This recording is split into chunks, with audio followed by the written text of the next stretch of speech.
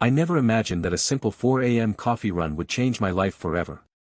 What started as just another morning routine turned into a story of unexpected love, second chances, and a family I never dreamed I'd have. Want to know how an ordinary breakfast led me to everything I was looking for? Keep reading. Have you ever had one of those moments that completely changes the way you see yourself and the people around you? Well, let me take you back to when I was 19, living in Los Angeles, and working at a small shop. Every morning, before my shift started, I'd stop by this little deli down the street. It was the only place open at 4 a.m., and it quickly became my go-to spot for breakfast. The deli itself was a cozy, family-owned spot, run by a warm and lively Greek family who seemed to know everyone in the neighborhood. That's where I first met her, their daughter. She stood out immediately, not just because of her height, but because she carried herself with a quiet confidence. Her hair was long and blonde, always perfectly framing her face, and her eyes were mesmerizing, one a striking shade of blue, the other a soft, silvery gray. I'd never seen anything like it before. It was the kind of detail you couldn't forget, even after just one glance. In the beginning, our interactions were brief and casual. I'd order my usual breakfast, and we'd exchange a few words, maybe a joke about the early hour, a comment about the unpredictable Los Angeles weather, or a quick chat about the latest film crew setting up in West Hollywood, which was always buzzing with activity. These conversations were light and easy, but as the days went by and I became a regular, something shifted. Our small talk grew into longer, more meaningful exchanges.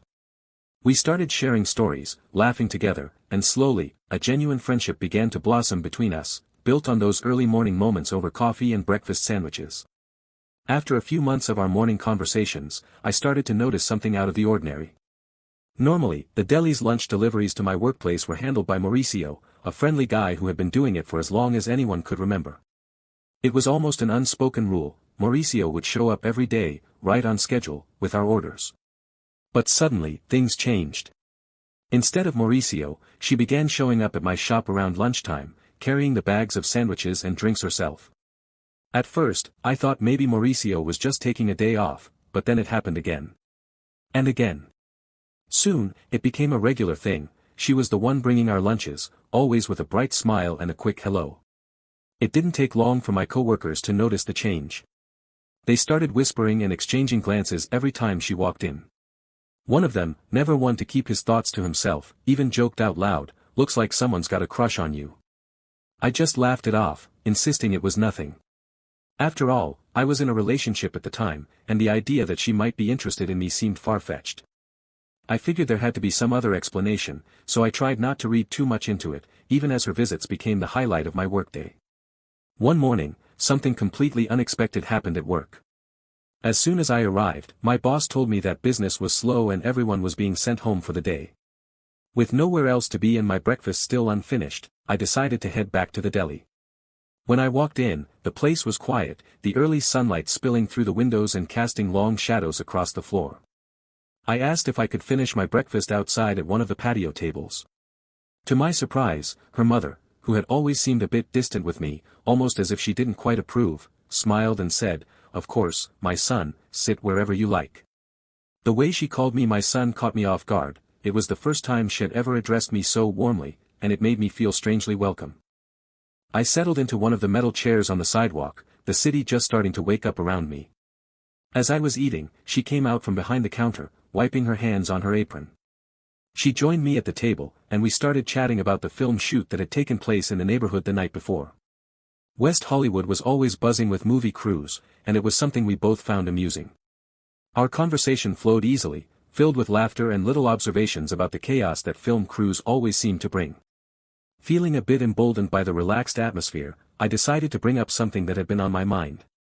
I asked her if she had given any thought to my friend's invitation to go out, suggesting that maybe we could all go together as a double date. The moment the words left my mouth, I noticed a shift in her expression. The warmth in her eyes faded, replaced by a seriousness I hadn't seen before. She looked me directly in the eye, her voice suddenly firm and unwavering, and said, "No, that's not going to happen." I was taken aback, completely confused. Had my friend done something to upset her? Was she angry about something I didn't know about? Before I could ask, she continued, and what she said next completely stunned me. "Why would you want me to go and see you with someone else?" For a moment, I was speechless. My heart dropped, and I felt a rush of emotions I couldn't quite name. I had never expected to hear something like that from her. Before I could even process what was happening, she reached across the table, took my pack of cigarettes and my lighter, and tucked them away. She looked at me with genuine concern and said, "I don't like that you smoke, it's bad for you." No one had ever shown that kind of care for me before, not even my girlfriend at the time. The gesture was so unexpected, so intimate, that it left me completely disoriented, realizing that maybe she saw me in a way I had never allowed myself to imagine. She looked at me for a long moment, her gaze unwavering, and then, with a mix of frustration and vulnerability in her voice, she said, "I don't know if you're just not interested in me, or if you're too clueless to notice." Her words hit me like a freight train. For a second, I just sat there, stunned, my mind racing to catch up with what she had just confessed. I had never imagined that she could feel that way about me, and I could barely process the possibility. Trying to regain my composure, I fumbled for words, wanting to let her know how much she meant to me. I told her how much I admired her, not just for her beauty, but for her intelligence, her wit, and the way she could make even the most ordinary conversation feel special.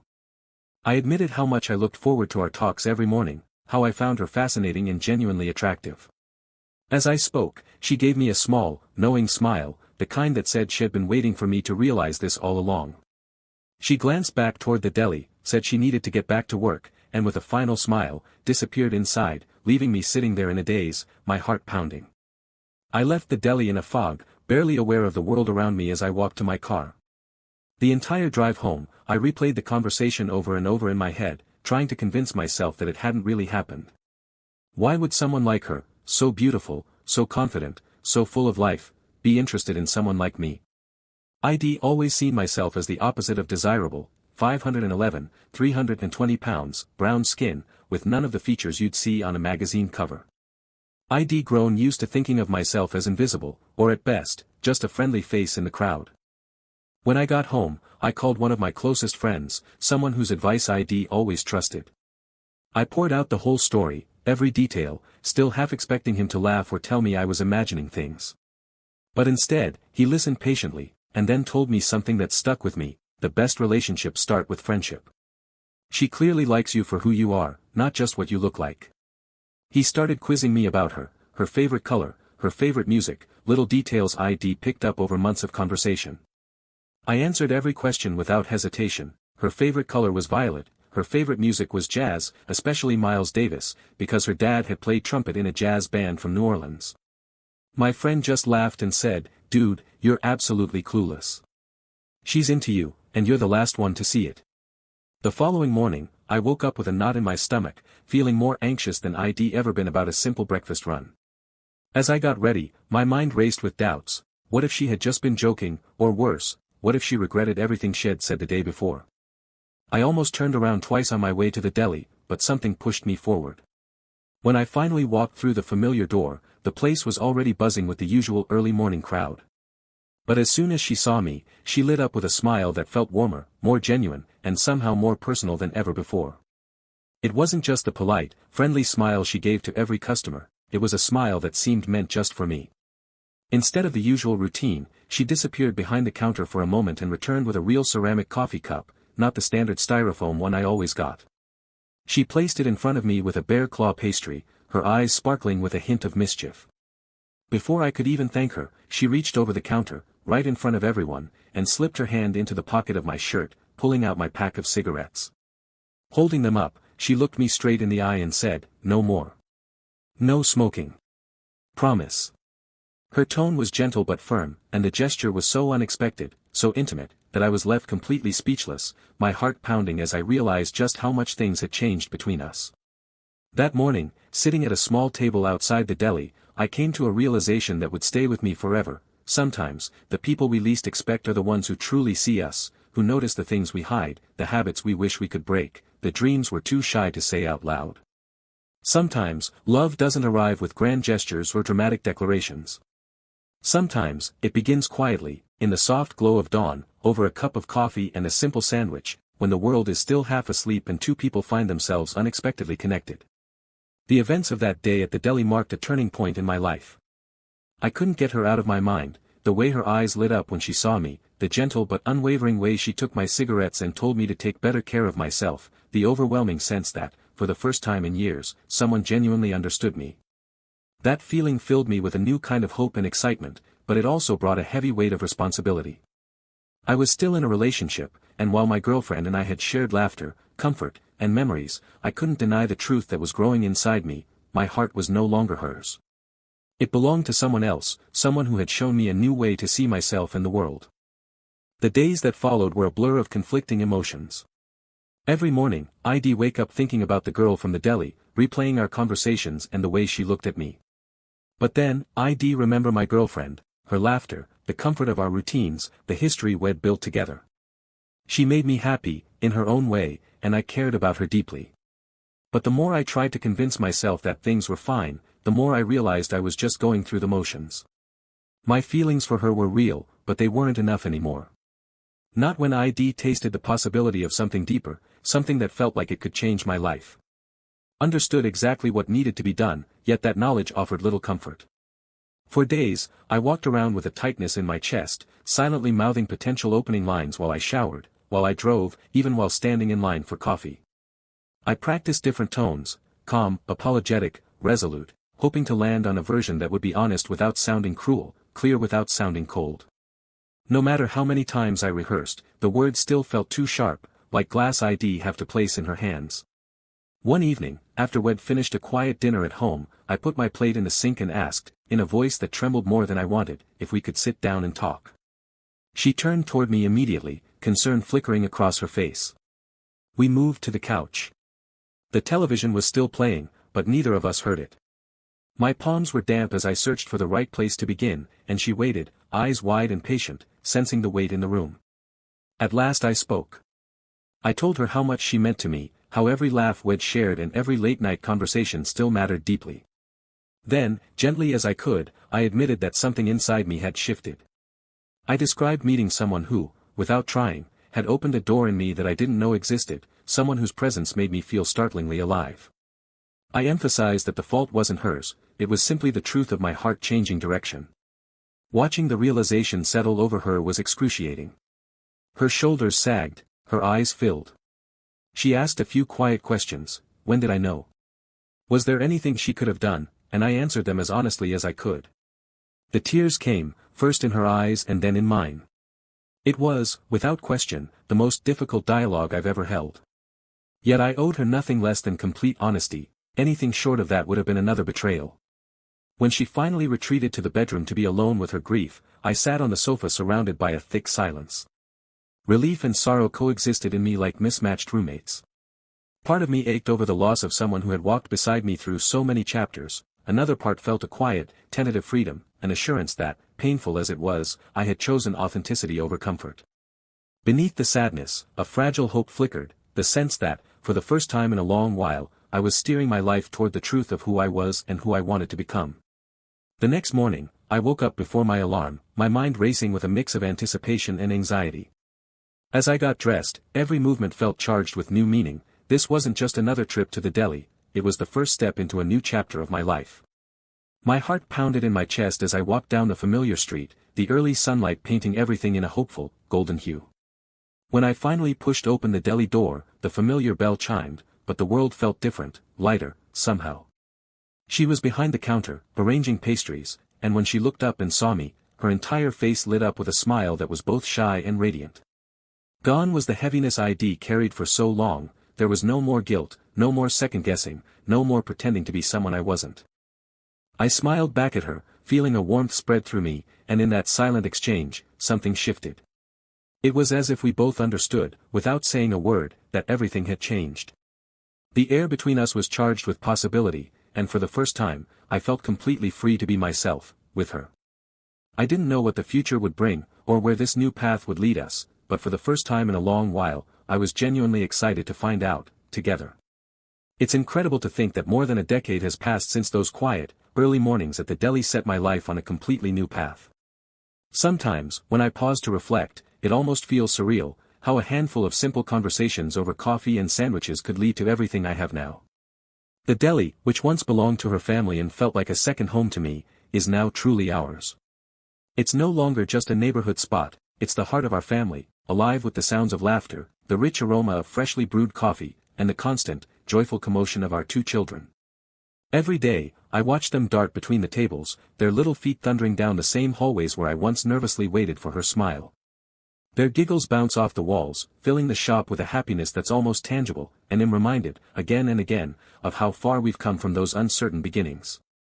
Keeping my promise to her, I finally managed to quit smoking, a battle that took more willpower than I ever expected. There were days when the cravings felt overwhelming, but she stood by me through every setback, offering encouragement and gentle reminders of why I wanted to change. Over the years, I've shed some of the weight that used to weigh me down, both physically and emotionally. Now, I feel healthier, lighter, and more at ease in my own skin than I ever thought possible.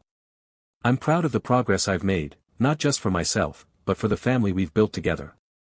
Every morning, as I unlock the deli's front door and watch the first rays of sunlight spill across the empty tables, I'm filled with a deep, quiet gratitude.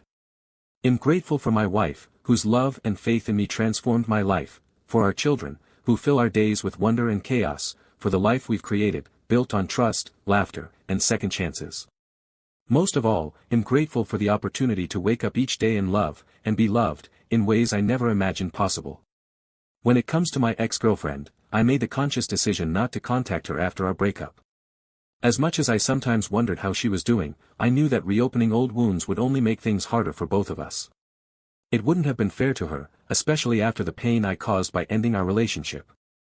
I wanted to give her the space she needed to heal and move forward with her life, just as I was trying to do with mine.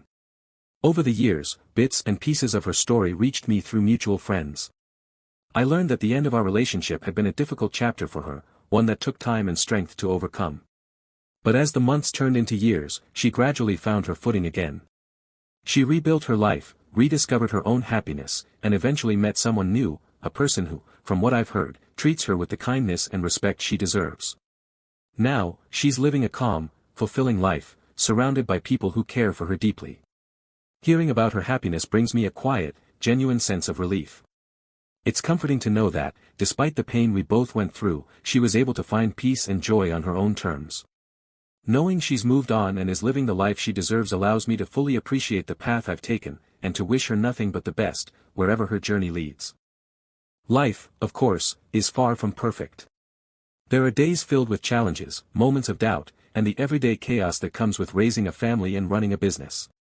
But every single morning, as the first light filters through our bedroom window, I wake up beside the woman who changed everything for me, the woman who looked past my insecurities and saw the person I could become even when I couldn't see it myself.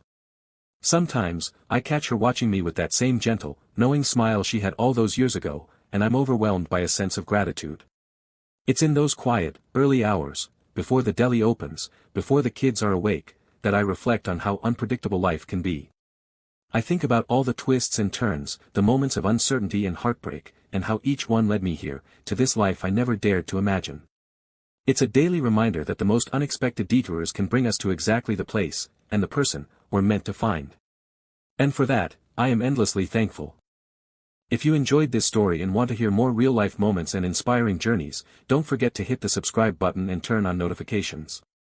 Join our community so you never miss a new video. Thanks for watching, and I'll see you in the next one.